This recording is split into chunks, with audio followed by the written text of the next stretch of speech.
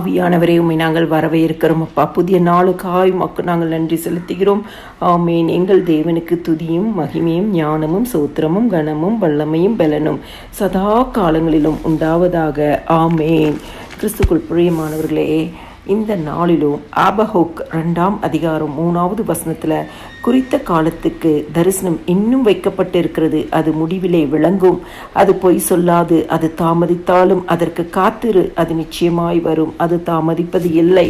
இந்த நாளையும் ஆண்டவர் சொல்றார், குறித்த காலத்தில் உங்கள் தரிசனம் வைக்கப்பட்டிருக்கிறது. உங்களுக்காக கர்த்தர் கொடுத்த தரிசனங்கள் வாக்குத்தத்தங்கள் இன்னும் நிறைவேறவில்லை என்று சொல்லி காத்திருக்கிற உங்களுக்கு சொல்லுகிறார். குறித்த காலத்தில் நான் அந்த தரிசனத்தை, அந்த வாக்குத்தத்தங்களை நான் உங்களுக்கு நிறைவேற்றி தருவேன், முடிவிலே அது விளங்கும், அது ஒரு நாளும் பொய் சொல்லாது. ஆண்டவர் உங்களுக்கு கொடுத்த வாக்குத்தத்தங்களும் தரிசனங்களும் ஆணைகளும் உடன்படிக்கைகளும் ஒரு நாளும் அது மாறாது. ஆண்டவர் மாற்றவும் மாட்டார்.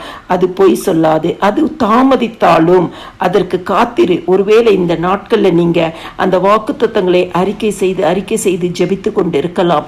உடன்படிக்கையை சொல்லி ஜெபித்து கொண்டு இருக்கலாம். கர்த்தர் எனக்கு ஆணையிட்டாரே என்று சொல்லி ஜெபித்து கொண்டு இருக்கலாம். ஆண்டவரே, இந்த தரிசனத்தை கொடுத்தீர்களே என்று சொல்லி ஜெபித்து கொண்டு இருக்கலாம். அது தாமதிக்கலாம். காத்திருங்க. ஆண்டவர் நிச்சயமாய் அது ஒரு நாள் உங்களுக்கு நிறைவேற்றி தருவார். அவருடைய நேரத்தில், குறித்த காலத்தில் நிச்சயமாய் அதை நிறைவேற்றி தருவார். ஆண்டவர் சொல்கிறார், அது தாமதிப்பது இல்லை. நீங்க காத்திருந்த நேரத்தில் இந்த நாளிலும் ஆண்டவர் அதை உங்களுக்கு தருவேன் என்று சொல்கிறார். அது தாமதிப்பது இல்லை என்று சொல்கிறார். கிறிஸ்துக்குள் பிரியமானவர்களே, ஆண்டுடைய வாக்குத்தத்தத்தை பிடிச்சு நீங்க ஜெபம் பண்ணுங்க. இனி அந்த வாக்குத்தத்தங்கள் தாமதிக்காதபடி ஆண்டவர் இந்த நாளிலும் உங்களுக்கு அதை நிறைவேற்றி தருவார்.